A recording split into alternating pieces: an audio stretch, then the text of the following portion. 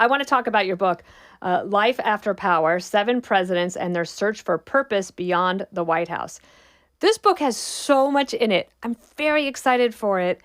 Let me just give you a chance to tell us why you wanted to write it in the first place, and how did you choose the presidents that you looked at? So, Dana, my last book was called Accidental Presidents, and it was about what happens when the president dies in office. So once I finished that book and got through my kind of postpartum author depression, I wanted to ask the question, what happens when the president survives the office? And I was, it's interesting. It's the last, 50 pages of the sort of long Ron Chernow biographies. And I just wanted to know if there was anything interesting in there. And some of this was informed by the fact that I've always been interested in this question many of us are going to ask our entire lives of, like, what do we do next? And you look to entrepreneurs and you look to CEOs, and we never look to the presidency, in part because we don't think about what happens after they leave office. And what was interesting is when I canvassed the 45 men who've been president 46 times, I found that there really were only 7 that were even worth talking about. And those 7 were very worth talking about because each of them got after this question of what do you do, after the most dramatic retirement in the world, after you've kind of given up what was supposed to be or lost what was supposed to be your greatest act. And you take these sort of seemingly unrelatable people, these presidents of the United States, and you basically dig into their biggest vulnerabilities when they come back down to earth. And what's left behind is an enormous amount of prescriptions for the rest of us, not just for what to do in retirement, but just how to think about transition in general.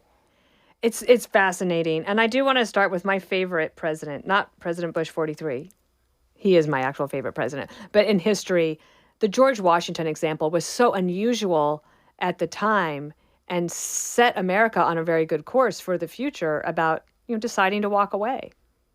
That's right. If you think about the George Washington precedent of serving 2 terms, that precedent doesn't get codified until after FDR is elected for a 4th time, with the 22nd Amendment. So to me, that's one of the things that's so remarkable about the American democratic experience. First of all, the founders were worried about what to do with ex-presidents. So Alexander Hamilton, my favorite, is he asked the question in Federalist 72, does it serve the stability of the government and our republic to have half a dozen or so men who were elevated to the presidency basically wandering around the rest of us like discontented ghosts?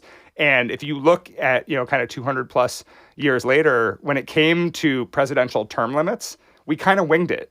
But to me, the fact that we winged it and presidents gave up power, despite the fact that they weren't term limited until the 22nd Amendment, what it tells you is, this idea of former presidents is a feature of democracies, not a bug. Authoritarian systems don't have former presidents, or if they do, they're usually in prison or somewhere else. And so, to me, by the time we get to the 22nd Amendment, this idea of a Washington principle has achieved a status as a norm in and of itself.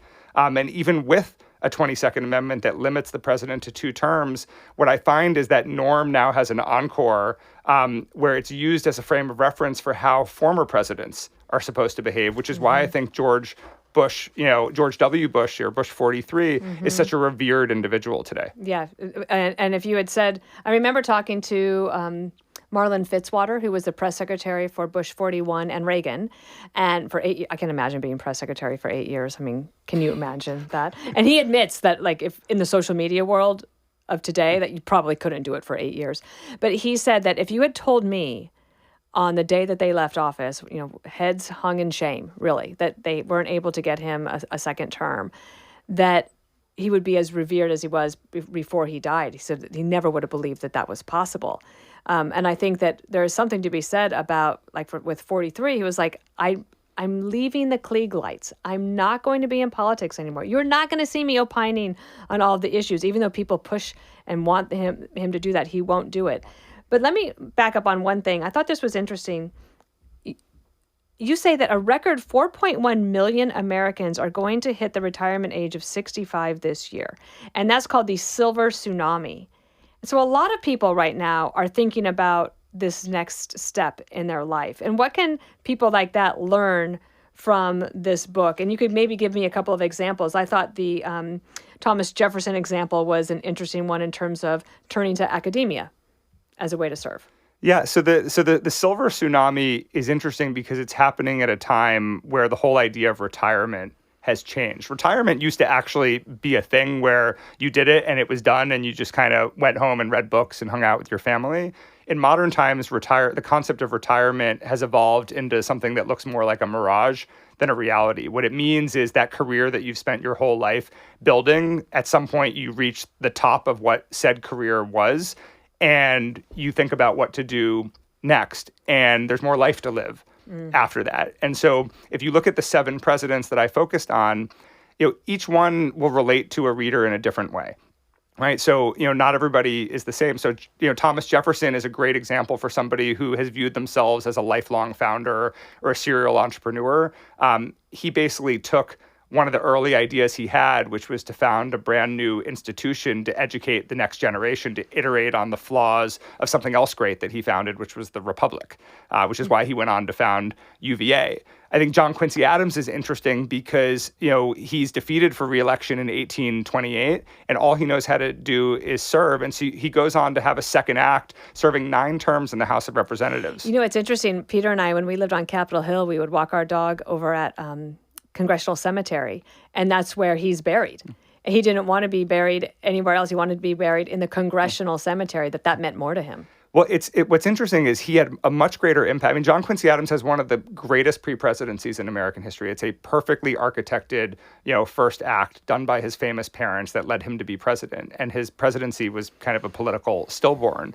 But his second act is very different from the first one because in a much lower station, he ends up finding a much higher calling, which is the cause of abolitionism. And it's John Quincy Adams who takes what was a radical fringe cause of abolition and he mainstreams it. And what's interesting is here's a man who had his first job in the public sector serving in the administration of George Washington, and he dies in 1848 serving alongside a freshman congressman from Illinois named Abraham Lincoln, this living connection between generations. And I think, for the sort of those that are going to make a transition, the consistent thread from Jefferson to Adams to Grover Cleveland, Taft, Hoover, Carter, and George W. Bush, I think the reason all 7 of them were so successful in their post-presidencies, even though they did it in a very different way, each one of them was very principled about something. There was something just unique to their personality, and they get dogmatic about it after they leave office. And whatever they went on to do next ended up being a manifestation of those core principles. So you mentioned George W. Bush. George W. Bush has reverence for the one president at a time principle. And there's a lot of presidents who talk about one president at a time, but they can't resist the urge to just insert themselves here and there. Out of every single president, George W. Bush is the only one who has completely separated and moved on. He does not mention the name of his successors. He's found a post-presidential voice through painting where he can advocate for his causes without undermining his successors. That's something he's really principled about. Like the books, he did the portraits of veterans and of immigrants, and beautiful books that have been highlighted here. I was very interested in the chapter on Herbert Hoover.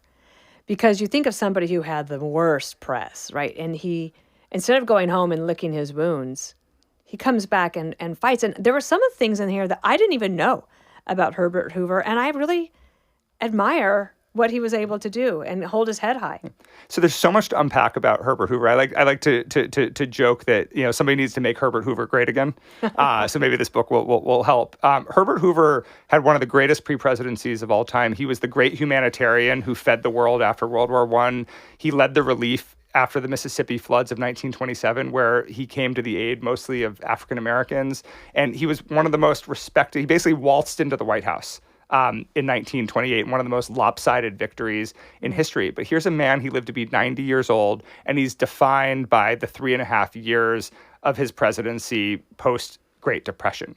And so Herbert Hoover is a story for anybody who feels like they achieved great things and their reputation was in tatters. Well, I was thinking about the Me Too movement or the cancel culture of today.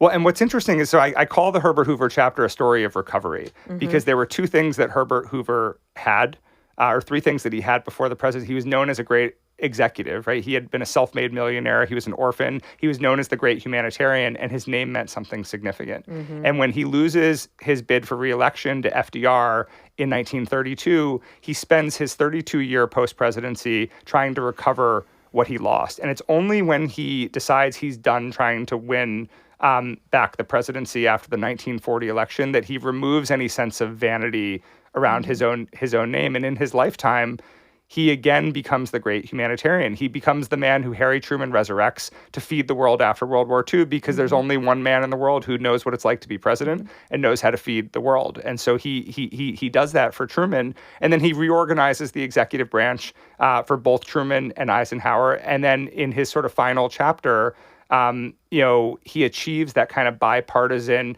statesman status when Joe Kennedy in 1960 calls on Herbert Hoover to reconcile Richard Nixon and JFK to show a united front for the world. Incredible. I mean, an incredible story. And I'm so glad you wrote the book about it, because it adds to my thinking. I have great respect for the Hoover Institute at Stanford. And a lot of friends who work there, and there's amazing work that's done out of there. And I just feel like I needed to know more about him, and I got that from your book. We haven't mentioned, or you mentioned, but I haven't talked too much about Grover Cleveland, because there's a former president right now who is trying to pull a Cleveland, and that would be President Trump, to try to win a non-consecutive term. Tell me about Grover Cleveland's sort of trajectory there. Well, first of all, historically, Grover Cleveland was not, the first president or the only president to try to make a comeback. But historically, if you look at those that have tried, former presidents have not historically made good presidential candidates. But Grover Cleveland is the only former president until Donald Trump to achieve the nomination of a major party. So this is significant, Dana, because this is this current election is likely going to be the first and only time since 1892 where you have a presidential rematch between presidents who are the nominees of the two major parties. It also shows you how off script we've gone in our own political evolution. There's one key difference. Grover Cleveland never lost the popular vote. He wins the popular vote 3 times. He lost the election in 1888 because he stood on principle and basically took a position on the tariff that was different from the electorate, and it ended up being the right decision for the country. And so we're in similar Grover Cleveland territory, but we're in unique territory in the sense that Donald Trump is likely to be the nominee for the Republican Party on the heels of having lost the popular vote last time. Jimmy Carter went into hospice on February 18th of last year. He's still alive. His wife, Rosalind, died in December. And he did have a pretty amazing post-presidency. I don't know if he always believed in the one president at a time rule. I mean, he has he has insulted almost every president that came after him in some way. Sometimes maybe it was principled or not, but I always thought that it was so interesting in that one picture in my mind when President Bush 43 invited Obama as president-elect and the other former living presidents. They were all coming for lunch. They all were having this photograph together in the Oval Office. And I took Robert Gibbs, the new press secretary, into the Oval Office with me to watch this picture being taken. And everybody was standing pretty close together except for Jimmy Carter, who was standing just about 2 feet off to the side. If you can see the picture, if you Google it, it's so interesting because I thought, here is somebody who everybody in the room had insulted each other at some point, but only one person had insulted all of them, and it had been Jimmy Carter. But what a life and legacy when it comes to humanitarian causes. So Jimmy Carter's example is he's sort of the founding father of the post-presidency, right? So if Herbert Hoover was the one who emerged as, a not quiet ex-president who, acted as an elder statesman, Jimmy Carter's the one who basically looked at that and built proper infrastructure around it. He essentially created a whole post-presidential administration. And if you think back to Alexander Hamilton's concern about ex-presidents, wandering around like discontented ghosts, the answer to Hamilton's concern is that ex-presidents can either be tremendous allies to their successors or formidable adversaries and critics of their successors. And Jimmy Carter did both. So he was consistently a partner and a thorn in the side of all of his successors. And two of my favorite examples of this are, when George H.W. Bush is getting ready to launch the invasion of Iraq to get Saddam Hussein out of Kuwait, Jimmy Carter decides to take it upon himself to write to the different permanent members of the Security Council, basically telling them to go against U.S. policy. Or when Bill Clinton sends Jimmy Carter to North Korea in 1994, he knows enough to tell Carter that you're a messenger, you're not instructed or authorized to make any policy. And what happens? He turns on CNN and Carter's announcing an entire nuclear deal that he's negotiated. But Jimmy Carter also cured guinea worm. Jimmy Carter pioneered modern day election monitoring and has done a tremendous amount to advance democracy around the world. So in many respects, he represents the modern post-presidency, and he represents this idea that even if we want ex-presidents to go away, we still care what they think. They still exert an enormous amount of leverage. And in modern times, the ex-presidency is a treasure, but it's also America's burden of responsibility. And while we don't vote for ex-presidents, we can respond to the things that they do and don't do. So when Carter wrote his infamous book, Peace, Not Apartheid, there was a backlash. Mm-hmm. And that backlash represents kind of a normative checks and balances on the sort of inherent power that an ex-president possesses. Too soon to write about Obama? My view is Obama left office one of the youngest presidents in history. If I look at the 7 presidents that I write about, Thomas Jefferson doesn't achieve the 3rd volume in his life trilogy, which is the founding of UVA, until he's 82 years old. And remarkable that he lived that long at that time. I had to use generative AI to create what a photo of him would have looked like. And my view is Obama still has a lot of time. It's not clear to me yet what the sense of purpose is. But he's also doing what a lot of ex-presidents do in Chapter 1, which is a lot of different things. A lot of different things. Right. I think we have to give them the space to figure it out. He has a following. He has a mandate. But it's too soon to know. Any last piece of advice before I get to these short questions here, a little lightning round, for these people who are thinking about their next step? Is there a pattern of purpose, whether it be volunteering or is it hobbies, or is there something that, so anybody listening to this who might have a parent, or if they're listening and they're also thinking about what their next step is, that there's hope and purpose in getting up every day and having something to do?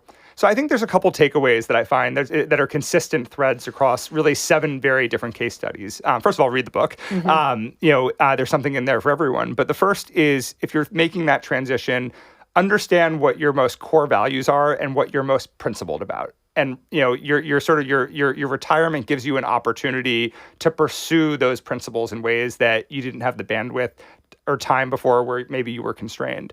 The second is, I think a lot of presidents make a big mistake, which is the pace of that kind of ultimate act is so significant that once you leave it, there's sort of an inclination to jump right into the next thing. The most successful post-presidencies began with a period in which you kind of organize your life, get used to the new pace. It's a mistake to jump right in. Having at least a year of transition and breathing room, it's counterintuitive, but incredibly important. And then I think the third thing that's so important is having an endless learning experience. Yeah. One of the things that comes with leaving what you think is the most important job you'll ever have is you get closer to mortality. And George W. Bush, offered a lot of wisdom for me on this, which is in the chapter, which is, look, he loves mountain biking and he loves running. Eventually, his knees won't let him do either. But painting is something that he's taken on, and he basically, look, it's an endless learning experience. I can be in a wheelchair, I can be immobile, and I can still paint until the day that I die. And having that endless learning experience is something that gives you an excuse to wake up every single day, keep your mind moving. If you just hold on to, the relics of your previous chapter, eventually you age out of it. And so finding a timeless learning experience to keep you going is one of the things that I think is key to the longevity of these presidents. I mean, Herbert Hoover wrote, I think, like 38 books or something, maybe more. He lived to be 90 years old. Mm-hmm. It's fascinating. Always great. Okay, are you ready for some short questions, Jared? All right. What is one thing you wish you knew when you were younger? Who shot JFK? That's a good one. Do you have a theory? I've watched too many movies, and I've lost the ability to be objective. My husband laughs at, I can't remember who said it. He's gonna probably he'll remind me when he hears this. But he said it was Jim Wilkinson, who was a colleague of mine in the Bush administration. He said, the longer I work in government, the more sure I am that Lee Harvey Oswald acted alone, because we can't coordinate anything to get it right. Why do you think it is important to study history? If you look at sort of tech and entrepreneurship, everything has gotten so focused on the forward and the future. Everything problematic that happens in the future has roots in something that happened in the past. And we need to understand where we came from in order to understand where we are today and where we're going. Charles Krauthammer used to tell people when they were thinking about what to study in college, he said, always study history. And it will always serve you well, and it helps you become a better writer, of which here we have evidence of that in Life After Power. I think your career is pretty incredible. I mentioned that you went from government to tech to finance, or probably something else along the way. You've written books through all of those different sectors of your career. What is the best advice to someone who is transitioning careers or industries? I mean, for me, it's been choose your next job based on who you want to work with and for, and have them create a job for you that doesn't exist. Is there a question you think every manager should ask in a job interview? How can I have more of a growth mindset, and how can I manage myself in addition to my management responsibilities? You are the father to 3 beautiful young girls. What is your favorite thing about being a girl dad? There's all these parts of their socialization process that just as like a male growing up were never part of my life. Like I never played with dolls. I never, I never sort of did ballet. And so I'm experiencing things for the first time with them. And I have to participate because like I'm their dad. Yes. Yeah, they are beautiful. Are you pessimistic or optimistic about artificial intelligence? I try not to take a binary view of AI because it's the most significant technology created since the invention of the internet, and it's going to create a layer on top of our world, and we're going to inherit all the good and the bad. So I think that we need to approach problems the way that we've always approached them, but artificial intelligence needs to be part of that. What is your favorite or most used app on your phone? Ooh, probably, I mean, these days it's my stopwatch because I've been doing a lot of planks. Okay, I love it. Yeah. Oh, that's good. Okay, good. We have a stopwatch here, but we're going to keep going and ignore it. If you could invite any 3 presidents, living or deceased, to a dinner party, who would they be? Theodore Roosevelt, Thomas Jefferson, and James Garfield. Do you think they'd all get along? I think Theodore Roosevelt, history has made him into an easier person to deal with than is the reality. Theodore Roosevelt, in an era of social media, would be a very difficult human being to fathom. Indeed. Okay, my last question is this. What is a piece of advice that you've been given that you find yourself passing on to others more and more? I'll actually give you one from the book. And again, it comes from Bush 43, because I thought I was writing a book about retirement, and I ended up writing a book just about how to be introspective about life. And what's interesting is George W. Bush is like the least introspective person I know, but yet this is very introspective advice, which is we're obsessed with this idea of legacy. Whether we say so explicitly or not. And he views it as a dirty word. He views it as a selfish word. And this idea that we basically, avoid the present for the future, if you can just remind yourself how illogical that is over and over and over again, you end up enjoying friends, family, and work so much more. Now, like honestly, ever since writing this book, I go to work and people ask me what I want to do next. And it's like, honestly, I worked with really smart people. I worked on interesting things. I had an impact today. I'm going to go to sleep tonight. And what's next? I want to wake up and do it all over again.